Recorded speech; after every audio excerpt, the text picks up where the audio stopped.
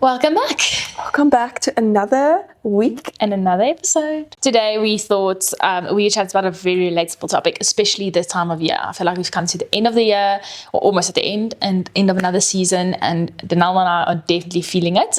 So we thought, what a better topic to end off our unfiltered and unafraid season by speaking about, first of all, not being there yet, the shame of not being there yet, but also just keeping up the spark. Because motivation, and we have talked about this before, motivation is like a mountain, it goes up and down and up and down. And we've definitely exited our honeymoon phase with this podcast, but also in our businesses, in our personal journeys. And we, to a certain extent, are like on a plateau. I wouldn't say in a ditch or not going through it, but definitely on a plateau and just... Yeah, like you said, we lose our spark. I think it's a normal thing to lose your spark. I think everyone loses their spark. If it could be business-wise, it could be personal-wise, it could be, getting out of a relationship, whatever it may be, is everyone loses their spark at some point in time. Everyone loses motivation at some point in time, and that pure excitement and honeymoon phase of whatever you're going through. And sometimes we just need that pick-me-up, and sometimes we just need that reminder to say, you're okay, you're fine. Everything will be okay again, and you'll get your spark back. And so that's why we wanted to chat about how to get out of that space, how to get out of that slump, and how to feel like the best version of yourself again. Because I think that's the biggest thing. We keep connecting our worth to our progress and to our current success, and it's just not realistic. Because at the end of the day, we're going to go through phases of growing and dropping and highs and lows, and it's not always just going to be the beautiful butterflies and on the mountain type vibe, you know what I mean? So, and someone once recently, actually, I was telling someone that, I've been in my business in a season of a lot of growth and growing pains, and it just, you lose a lot of motivation and spark. And she told me, she's like, the fruit that comes from growing pains is so fruitful and so worth the wait. Although it doesn't feel like that. And I think that's the same with our motivation. The motivation we're going to walk into after this season of having to just pour back into ourselves, keep going, have endurance, and just discipline to actually do the things we don't want to do at the moment. That's going to be all worth it at the end. No, definitely. So to jump straight in, I thought we could start with navigating the shame of the feeling of not being there yet. And the biggest thing here for me is comparison is the issue, is we keep comparing ourselves to other people's progress. I'd say you grew up with these people and they feel ahead of you or whatever. So we keep comparing ourselves to other people. But once again, you don't know what that person is actually dealing with. Social media is a highlight reel. There's a lot else going on in their lives, but it's the core of it, and we speak about it a lot, is the fact that you can't compare your journey to someone else's. We all need to go through different things at different times, and we're all going to have successes at different times in our lives, and that's okay. What I can say is that I recently fully deactivated my Instagram account for just over a month. It is a life-changing experience, would highly recommend. If I didn't need social media for my business, I would have just stayed off completely. But for the first time, it felt like I didn't see what other people were doing. I didn't see what their lives looked like, or what they were doing, or where they were, or with who they were, or how busy they were, or their successes, or who's engaged and who's pregnant. And, you kind of just live in your own world. And that was bizarre to me. Because that's how it should be. It's how it should be, 100%. Honestly, 100%. But I mean, social media came into play when we were really young. I think I joined Instagram when it just came out, I think in 2012, and I've never looked back. And yes, I've had my social media cleanses and whatever, but I've never, to the extent of what I've done now, deactivated everything and not having my accounts on the internet type thing. You get what I'm saying? And it just changed everything for me. And it was the first time where I was like, oh, I don't need, this is my world. It's just me. And you're running your own race. Exactly. And that's an important thing, because we are running our own race. There's no point in, and even if you step back and look at it in long term, if we hypothetically think everyone who we compare ourselves to is going to live 60 years, right? But we're all going to end at different places after the 60 years. So comparing 2 months or a year, or where we should be now 3 years after school, that's so stupid in the long-term plan. It means nothing. It means nothing that I'm married now and you might be married in 2 years. In the long term, that means absolutely nothing to our journeys, no, 100%. But we get so fixated on like we should be there. Yeah. Or we should have gotten success here. And even in our businesses, you have such big dreams for your business, and like there's a reason why we're doing it and a reason why we're pursuing it. Even this podcast, there's a reason like we had motivation and calling and whatever to it. But our mind is kind of like, oh, we should have had A, B, and C set out yet. But time isn't ours, and it's just everyone's going to reach that point like at different times and when the time is right. Exactly. No, 100%. Like I said earlier, we're all in different phases at different times. I could be in a phase of growing right now and like developing, and Laurie could be in a phase of harvesting and blooming. Yes. And that's okay, is it doesn't help for me to compare myself to her, because in a few months' time she might be in a phase of development and growing, and I might be in blooming. You know, so it doesn't help to compare yourself to someone else. Also, you want different things at the end of the day. You want different things. And we are different people. Yes. Yeah. Like completely different people. With different drives, with different like business plans, with different goals in life, and in a different world, like, or not in a different, but your world is very different to my world. Laurie's married. Laurie's like, if I were to see Laurie from the outside, Laurie's got her life together. I'm not saying now that I see you from the inside, you don't have your life together. I don't have my life together though. So you very much, like, you do have your life together in certain aspects. In certain areas. And I have my life together in other aspects, but like, I'm not in the same world as you. I can't be comparing my life to yours. Yeah. I don't know.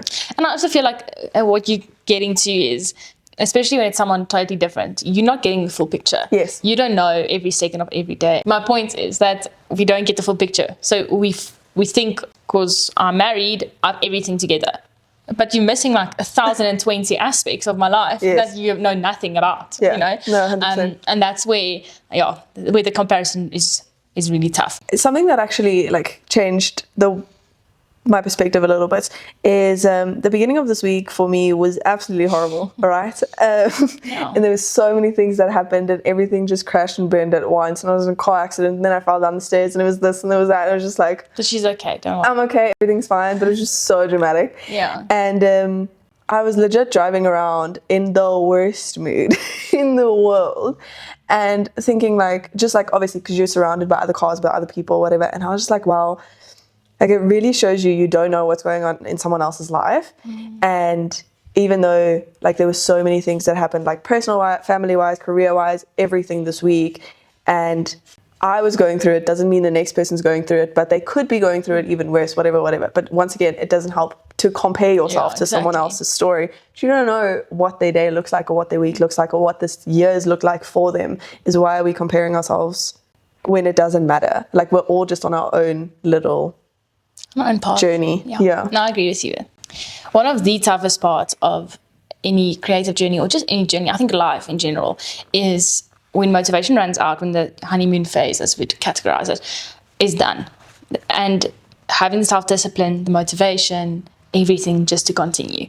And I compare a lot to relationships as well. Yeah. Like when you eventually find your partner, who I got married to now, but even in friendships, we're not always going to get along. It's not always going to go well. But there's a point where you have to decide, I'm not just walking away to chase that excitement, to chase that honeymoon phase. You are choosing to battle out the tough times, to battle out the not so lucky times, because you know one day, first of all, you have the love for that person, but secondly, you know one day that motivation and the excitement and everything will return. And it's the same with a career. Like, there's so much excitement when I took over NW. I was so excited, so motivated. Like, the world couldn't stop me, okay? But then you have to do taxes. Then you have to do admin. And you're like, what the hell? This was not part of my honeymoon phase. Like, come on. 100%. And definitely, I think we both have considered to just jump into something new because it's exciting. And, you get that kind of like excitement honeymoon phase back.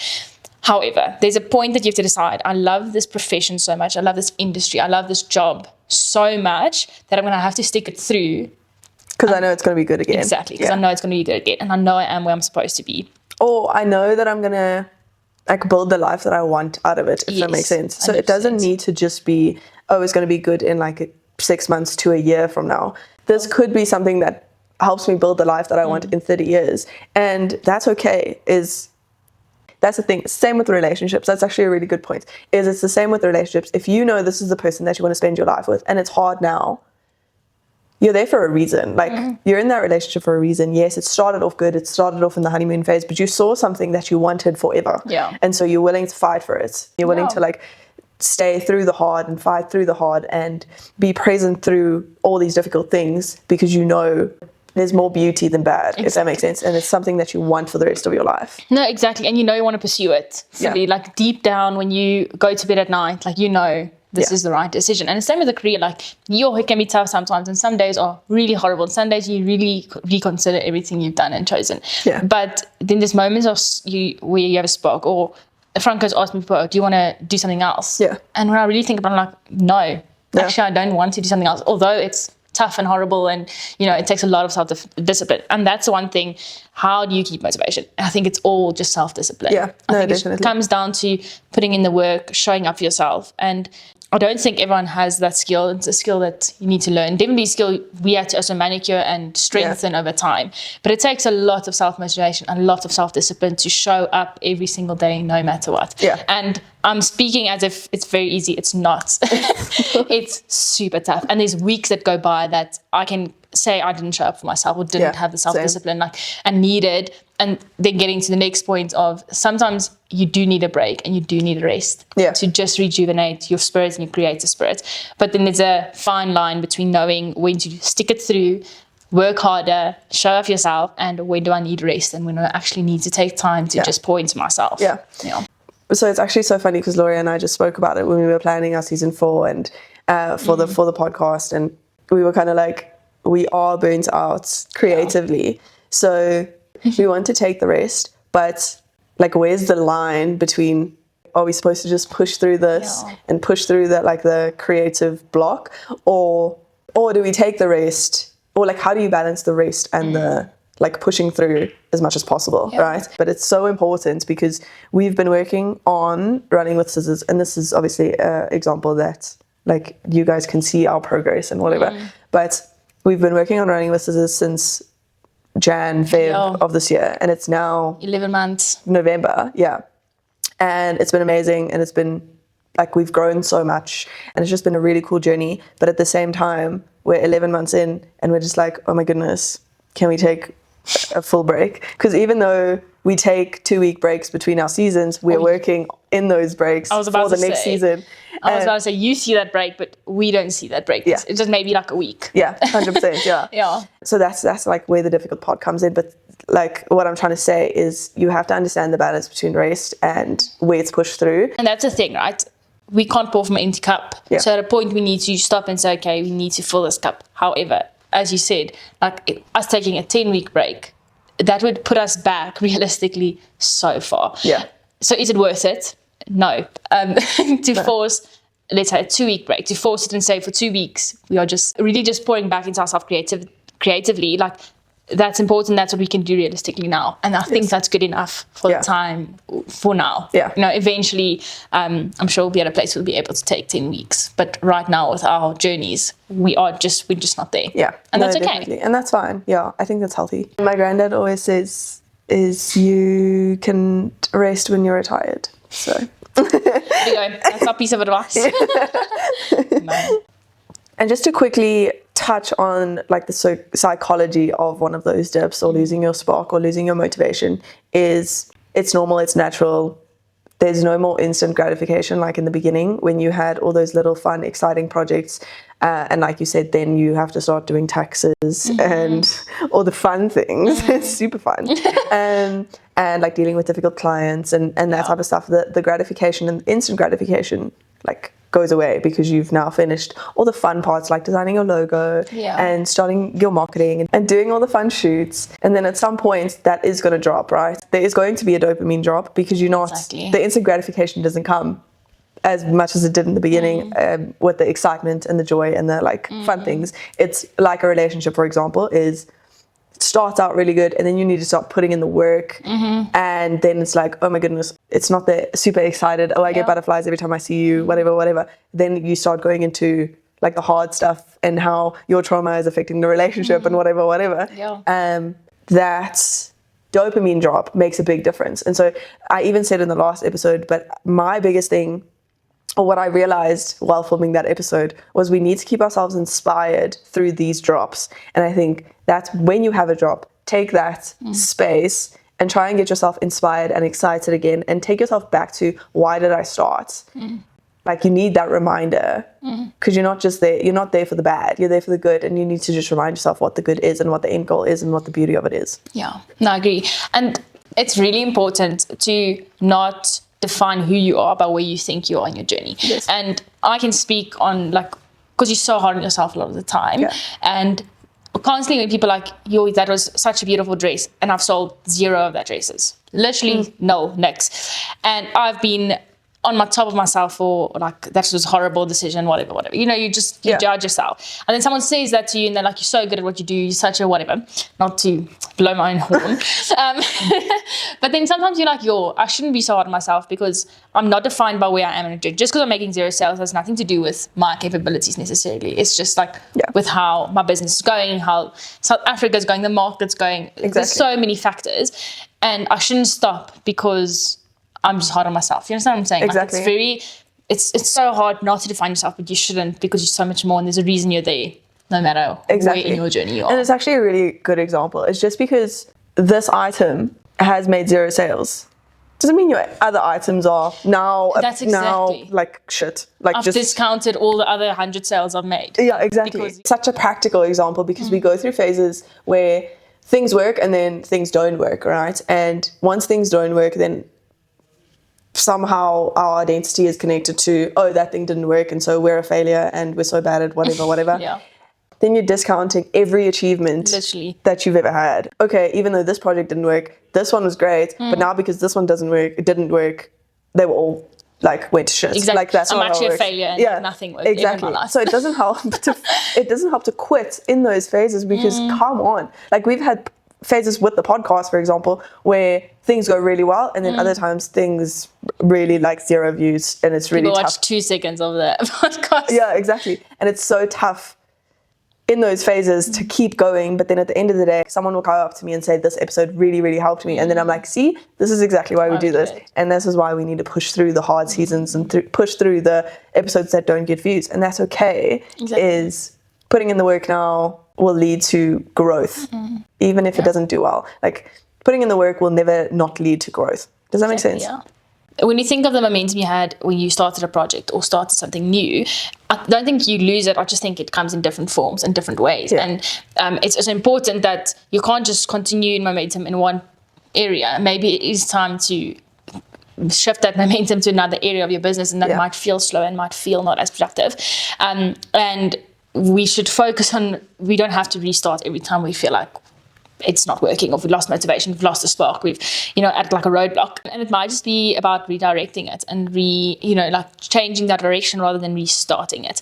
And I've seen it for like the year to come. Rather than being frustrated, I can just redirect that frustration into being more creative, being more innovative with what I want to do, what I want to achieve, which has been such a blessing, actually, in disguise. Although it was super frustrating and took super long for me to think of something super simple, but at the end of the day, like, that really, I think, is going to be so beneficial, and it was worth the frustration. Let's say you redirect your momentum into something else. It feels hard, it feels difficult, it feels frustrating, because now you almost starting to build something new, because the previous one didn't work as well as you wanted it to, for example. So it feels frustrating. You've already lost your motivation, you've already lost your momentum, and now you have to, like, push your momentum into something else, or push your motivation into something else. And that could be, like, to give you an example, is, let's say, Blori's business, for example. Let's say, it's a stupid example, but she sold pants and they didn't do well, so now she needs to start making dresses. Okay, very stupid example, but it's frustrating because you worked so hard on these pants, you worked so hard on trying to get them perfect and marketing them, and like the photo shoots and the production and the samples and the patterns, motivating your decision around it, like you've 100%. And then it just doesn't work, so now she needs to start making dresses, or she's going to try making dresses, and maybe that makes sales, for example. And that's very demotivating. It's frustrating.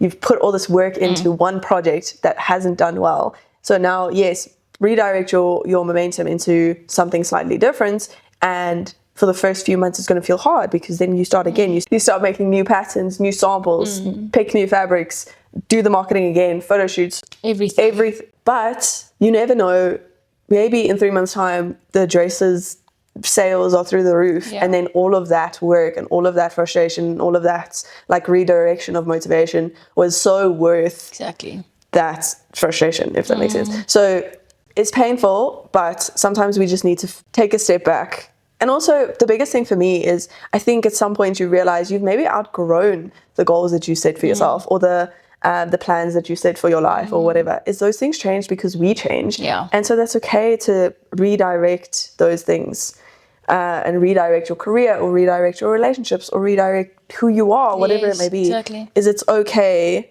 and it's frustrating, but just know is that discipline is going to pay off at some point in time. 100%. Getting to the last part of what we want to talk about, and that is when you need to slow down. So now you have put in self-discipline, redirected motivation. But there is definitely a point where that's where we are and can speak on, is where you need to just take a breath of fresh air and stop and take a breathe and take a break. And I think that's one of the hardest things about working for yourself, is it's super hard to completely step away and just shut off. But although even if you can just walk away and semi-shut off, I think that's just as powerful. Especially like you need to meet yourself where you are and where you are in your business. We're not saying just shut off your laptop and run away. But it's important to step away and just slow down, pour into yourself again, whether it's doing things that really make you happy and really excite you, whether it's going away, even just a staycation, going to a friend's house, or spending time with people you love, people you trust, just stepping away. And you'll be so surprised by when you step back in, how your motivation can rise, how the self-doubt has left, because your cup is full and you're ready to tackle on so much. No, definitely. And I think even with this podcast, we have so much we want to pour into this podcast, so much we want to say, so much we want to read, people we want to reach, things we want to achieve. It's not worth us pouring from an empty cup and not like actually putting, exactly, because then the work isn't going to be as good if you're not motivated, your cup is empty, you're tired, you have a creative block, whatever it may be. You can't do as well if you are tired and burnt out, and your brain doesn't work that way. Unfortunately, we were made to rest. I have a very good example from when I worked in corporates, and don't get me wrong, I loved my job, I really did, and it was the same thing. Like I just couldn't shut down completely ever, because you're constantly thinking about things that are happening and things that should happen. But even just like a long weekend away or taking a week of leave or whatever is so good to just let your mind rest. It doesn't even need to be physical rest. Letting your mind rest is like, for me, more important than physical rest. But there was a time where I kind of refused to take leave because there was just too much going on, and I had to be there, and there was no one else that could like work in the thing, do my job. And I pushed through, and I made mistake after mistake because I was physically so tired and like emotionally so tired. I couldn't achieve the results that I was used to achieving because I physically just couldn't put more into. My cup was so empty, and that actually led me to obvious conversations with people being like, what the hell is going on? Come on, then I'll be better, which just drops you even more. That just like pushes you down even more. You're trying really hard, you are tired, and then having those conversations are just even more demotivating. And so don't push yourself to burnouts to then only step away and relax, because then you're just putting yourself behind. No, I completely agree. And sometimes there's weeks that I've just had to say, because I generally early in the mornings, do just say, I'm not doing that, I'm going to sleep a little bit later just to get some more rest. And that day might not be, in my opinion, as productive, but my rest of my week is more productive because I could take just some time for myself and rest. And the other thing I think is, when we speak about getting your spark back, it's a constant work, I think. And one of the ways I found it is pouring into hobbies, and that's not something you can just like, let me go play, if that's a hobby, play paddle like once. It's like every single week, and slowly but surely that kind of like regenerates your spark, and brings that back alive. It's just definitely a long game, and it's the same with the motivation. It's not just going to like overnight be like that. It's something you have to work on and push through, have a self-discipline for. It's so much easier for your brain to stay positive if you have something to be excited about. So knowing that I have a holiday in the end of in December will keep me excited and motivated throughout November, for example, right? Or knowing that if I complete this really hard, tough week, or let's say 3 months, I might get a promotion at the end of that, whatever. So you like try and keep yourself in a space where you always have something that you're excited about. And I think that's also like the point you touched on having hobbies that excite you, is it's the same thing. Is if I know that on Tuesday nights I play squash every week or whatever it may be, I stay excited because I know, okay, I just need to get through the first 2 days and then I have this fun thing that's coming and then I can take on the rest of the week. Even, for example, I used to have, when one of my best friends used to live in Joburg, we always had a Wednesday drinks. Every Wednesday we would see each other and we would have like go for dinner, and it made such a difference because you're constantly, I know that, okay, cool, I'm having, let's say, a shit week so far. On Wednesday, I'm seeing a friend and it's going to make me feel better. And then I can take Thursday, Friday for what it is. And it's just like a little break. It's a little therapy session. It's a little, like you just get everything out, you feel better, and someone pours into your cup. And that's the same thing as like saying, okay, on Wednesdays, I play squash. On Wednesdays, I play squash. Yes, that is me pouring into my own cup. That is me like prioritizing my physical health. That is me like having fun with someone, because you don't really play squash by yourself. But you get what I'm saying, is like try and have something in your week that excites you. Yes. And I would always say try and have it for a Tuesday or a Wednesday, because it just excites you for the rest of the week. But like midweek drop, you can, Exactly, you manage that midweek drop. Yeah. All of that to say, then I are going to enjoy a 3-week break. We have made the executive decision. Usually we do 2-week breaks between our seasons, but throughout those 2 weeks, week 1 we're planning, week 2 we start filming. So we're going to take a 3-week break this time so that we can actually rest and just feel like we get our spark back. Not that we've lost our spark for the podcast or our excitement about the podcast, but we need that creativity back. We need that rest to be able to give you something that actually adds value. That's the thing. We want to be on our best game. Yeah, 100%. So firstly, we just want to thank you for another season. Thank you so much for being here. Thank you for joining us. If you have any feedback, good, bad, or any topics you want us to talk about, please let us know so we can incorporate that into our next season. Be kind to yourself and take the rest and have the best day. And we will see you in 3 weeks. Cheers. Love you. Bye.